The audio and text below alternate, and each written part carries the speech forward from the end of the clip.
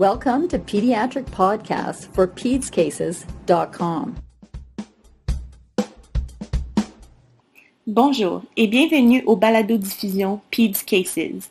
Mon nom est Dr. Amelia Keller et je suis ici avec deux de mes collègues résidentes, Dr. Cady Boone et Dr. Laura Betcherman. Nous sommes des résidentes en pédiatrie à l'hôpital pour enfants Sick Kids de Toronto. Cette série de balado-diffusion sur la défense des intérêts en matière de santé chez les enfants a été développée avec l'aide de Dr. Charlotte Moore Hepburn, une pédiatre à l'hôpital pour enfants Sick Kids et directrice des affaires médicales à la Société canadienne de pédiatrie. Nous avons développé 3 balados-diffusions d'introduction sur le travail de la défense d'intérêts liés aux besoins de santé des enfants. La première balado-diffusion va vous initier aux outils en matière de défense des intérêts et de politique publique, alors que les 2 prochaines vont adresser comment concevoir, planifier et implanter un projet de défense d'intérêt.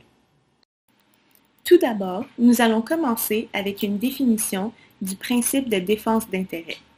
La défense d'intérêt en matière de santé repose sur le concept de générer du changement dans le domaine des politiques publiques, de la pratique médicale et ou dans la conception des systèmes de santé.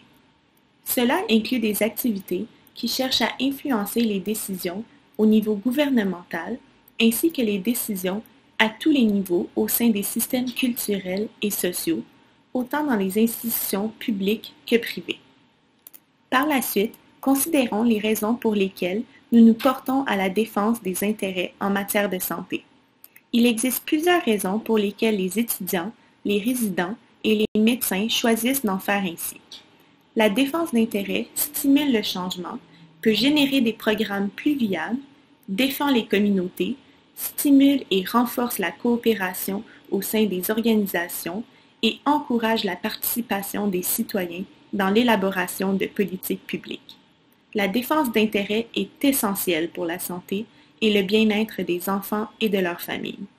C'est aussi une activité très enrichissante et gratifiante pour ceux qui s'y engagent, qui sont persistants dans leurs efforts et qui, finalement, réussissent à atteindre leurs objectifs. Mais par où commencer?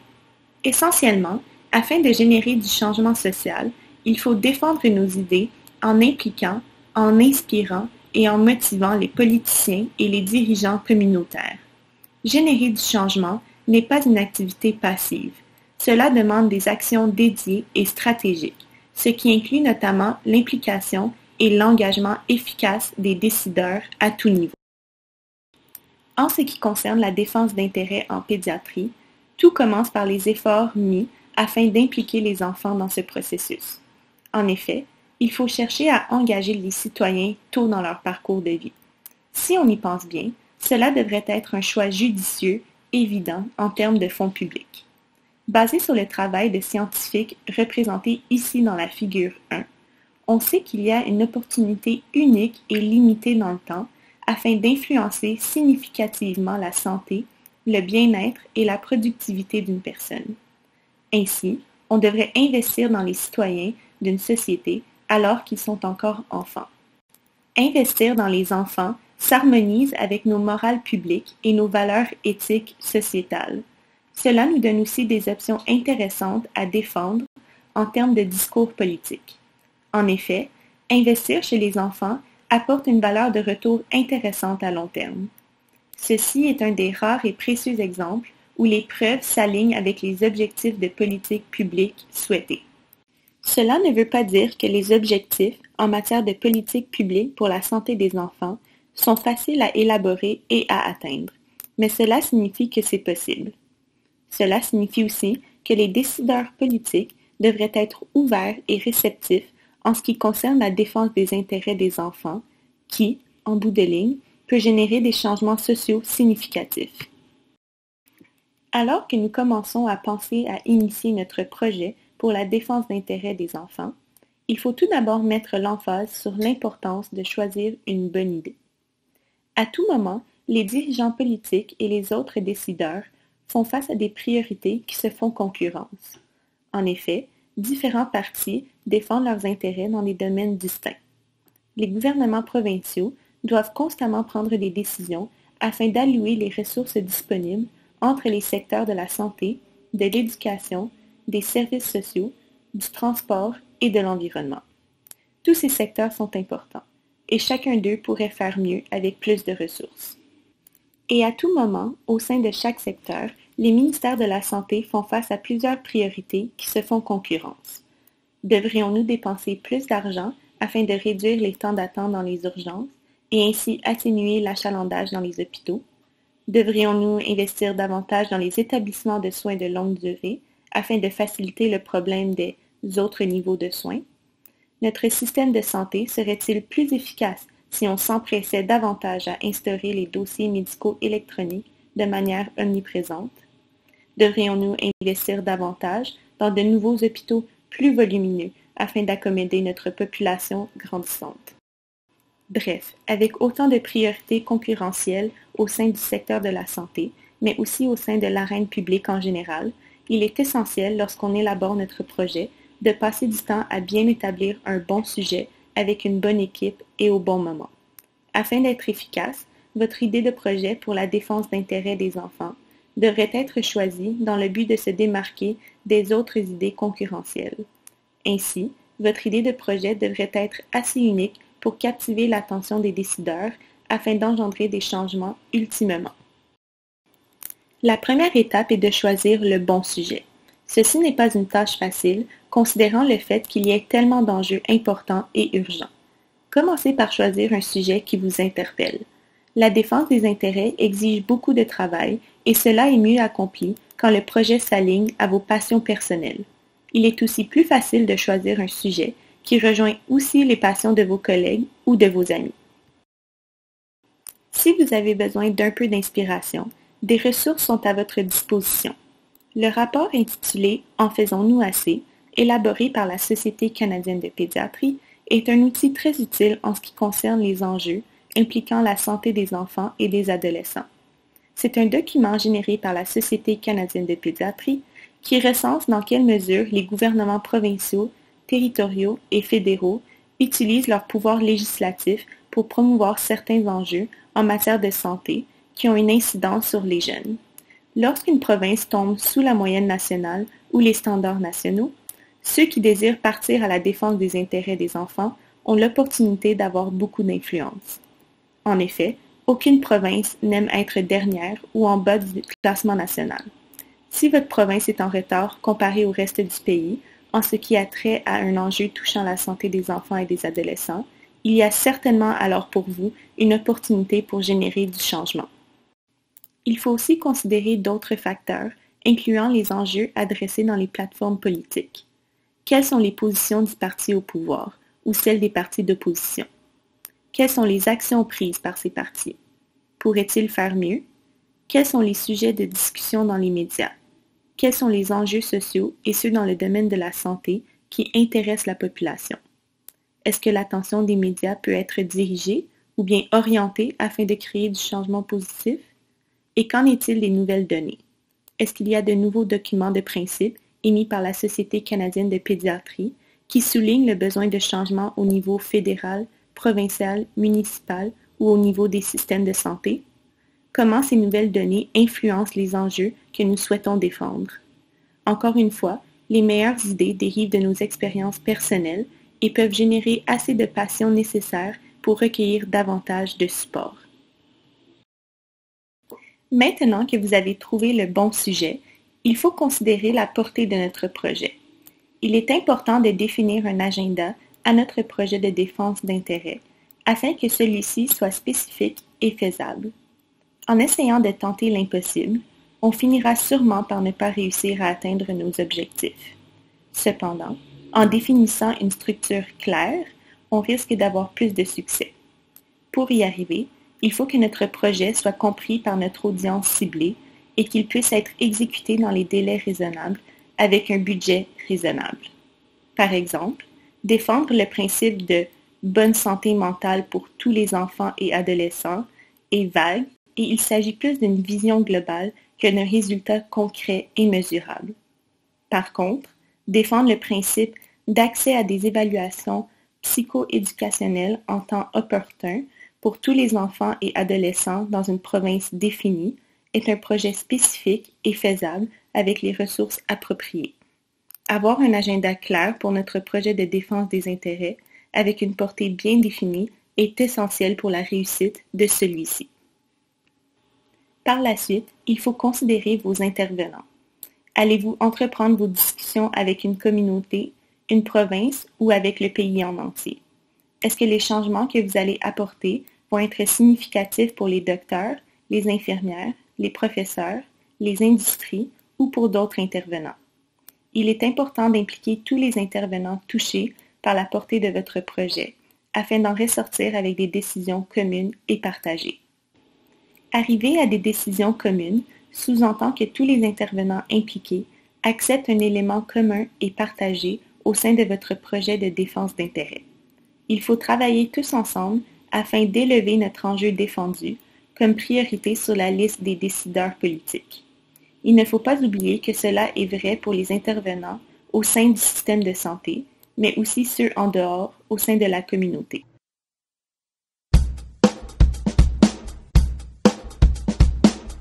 Puis, il faut établir un agenda. Commencez par un sujet bien défini. Quels sont les changements spécifiques à apporter? Vous devriez avoir des recommandations spécifiques en termes d'actions à entreprendre et des objectifs clairs qui permettront de définir un succès. Par exemple, si votre sujet est la prévention des blessures, il ne serait pas suffisant de dire tout simplement réduire l'incidence des blessures chez les enfants. Après avoir défini la portée de votre projet et les intervenants à impliquer, l'agenda de votre projet pourrait inclure un objectif tel que réduire les visites à l'urgence et les hospitalisations liées aux armes à air comprimé en réglementant leur achat et leur utilisation sous la loi canadienne sur la sécurité des produits de consommation. Si vous êtes incapable d'établir des recommandations spécifiques en termes d'actions à entreprendre, il est peut-être mieux de retravailler sur votre projet et chercher d'autres idées.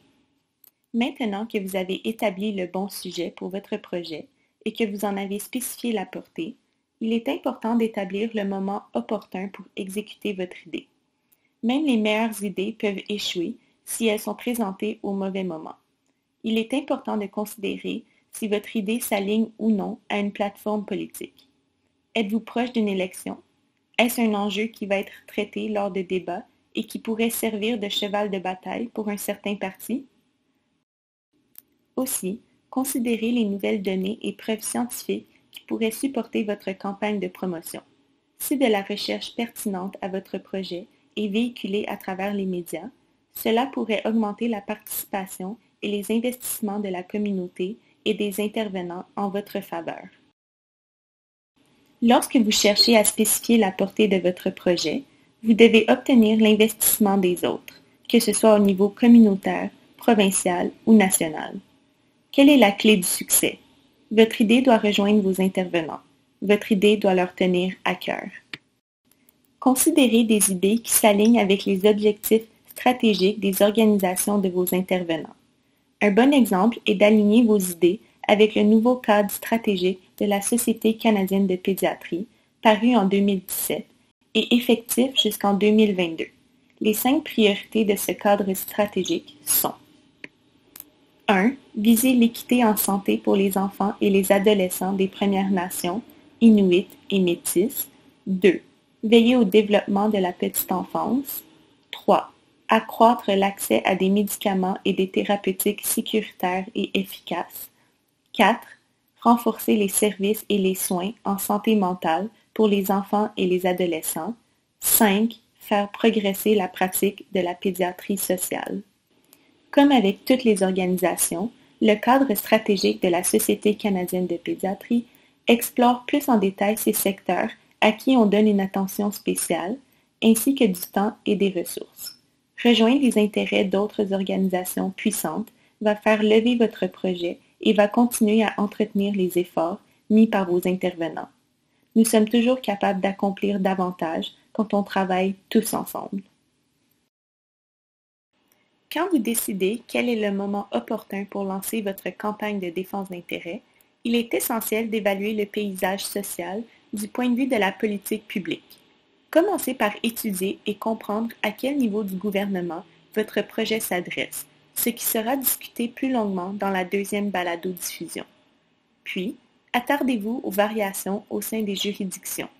Qui sont les dirigeants par rapport à cet enjeu et qui prennent du retard? Existe-t-il des juridictions qui planifient aller de l'avant sur cet enjeu? Comment pouvez-vous utiliser cette information à votre avantage? Pensez aussi aux différents niveaux disponibles où vous pourriez apporter du changement. Quelle est la législation actuelle concernant votre enjeu? Est-ce que l'agenda de votre projet nécessite un changement au niveau de la législation actuelle? Quelles règles sont en place actuellement? Est-ce que des changements doivent être apportés à ces règles? Est-ce qu'il y a des règlements non respectés qui devraient être renforcés? Est-ce que vos demandes nécessitent du financement? Si oui, considérez les cycles budgétaires et veillez à comprendre à quel moment de ces cycles les décisions importantes doivent être prises. En tant que professionnels de la santé, nous comprenons aussi le contexte médical de nos idées. Est-ce que de nouvelles données ont été publiées récemment? Y a-t-il une conférence qui pourrait faciliter l'annonce de notre projet de défense d'intérêt et engendrer une discussion autour de cet enjeu? Nous pouvons offrir une contribution unique à la discussion. Comment pouvons-nous mettre en valeur notre perspective? Aussi, demandez-vous si le contexte international entourant votre idée devrait être considéré. Devriez-vous faire une analyse des autres juridictions? Si cela s'avère pertinent, les données internationales peuvent être utilisées en faveur de votre projet. Dans les dernières étapes, en ce qui concerne l'élaboration de votre idée, il est important que vous articuliez clairement votre argument en termes de défense des intérêts. Cela peut être fait par l'entremise d'un bref document politique qui élabore votre demande avec une description de la situation actuelle, les données disponibles en ce qui concerne les meilleures pratiques et vos recommandations pour générer du changement. Particulièrement en ce qui concerne les dirigeants gouvernementaux, vous avez très peu de temps pour faire valoir votre idée et pour générer assez d'intérêt pour stimuler leur engagement. Un truc utile est d'imaginer que vous devez vendre votre idée à quelqu'un seulement durant le temps d'une simple montée d'ascenseur. Si vous avez de la difficulté à articuler votre idée et votre demande dans ce contexte, il est peut-être sage de réévaluer votre idée. Il est aussi utile de préparer un document d'une seule page qui énumère vos messages clés, seulement avec les faits les plus essentiels et pertinents. Le bref document politique, votre liste de messages clés et votre discours d'ascenseur forment une trousse essentielle qui signifie que vous êtes prêt à présenter votre projet. Et puis finalement, il faut vous former une équipe. Comme mentionné précédemment, il est important de trouver des membres d'équipe qui sont informés et passionnés par votre idée de projet afin d'en véhiculer le message, de maximiser vos réseaux de contacts et de vous aider vers la réussite. Une équipe est essentielle afin d'atteindre vos objectifs. Vous allez avoir besoin d'une équipe avec des compétences diversifiées et qui se complètent mutuellement afin d'accomplir vos tâches. Vous allez aussi avoir besoin d'un échéancier réaliste avec des objectifs tangibles et atteignables.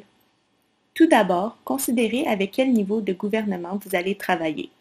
1. Trouvez un personnel de liaison avec le gouvernement ou un expert en matière de relations gouvernementales, quelqu'un qui a de l'expérience avec le lobbying, qui sait faire pression sur le gouvernement afin d'engendrer des changements significatifs. 2. Identifiez un membre de l'équipe qui est un expert clinique en ce qui concerne la recherche et l'application de celle-ci dans les pratiques. Celui-ci vous aidera à établir des buts tangibles et réalistes. 3. Trouvez un expert en médiatisation dans l'éventualité où vous auriez besoin de médias. Les médias sont très efficaces pour véhiculer vos idées, alors avoir cet expert sur votre équipe est essentiel. 4. Trouvez d'autres membres motivés qui sont passionnés par votre cause. En conclusion, nous avons couvert comment élaborer et évaluer la bonne idée pour votre projet de défense d'intérêt. Par la suite, nous avons revu comment parvenir et schématiser une portée appropriée à votre projet.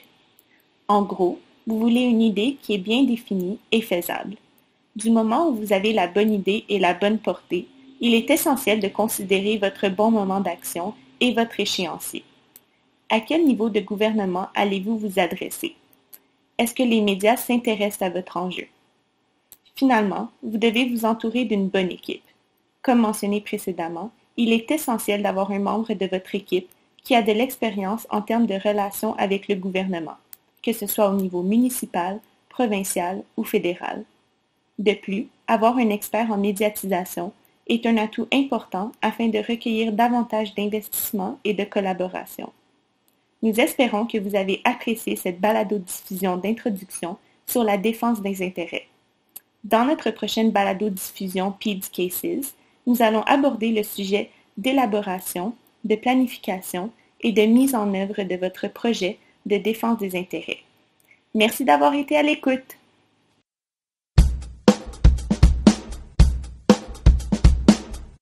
Check out www.pedscases.com for more great podcasts, videos, interactive cases, questions, and more. Press subscribe on iTunes to get access to all of our podcasts. If you like what we do, please leave a review on the iTunes Store, share with your friends and colleagues, or think about getting involved.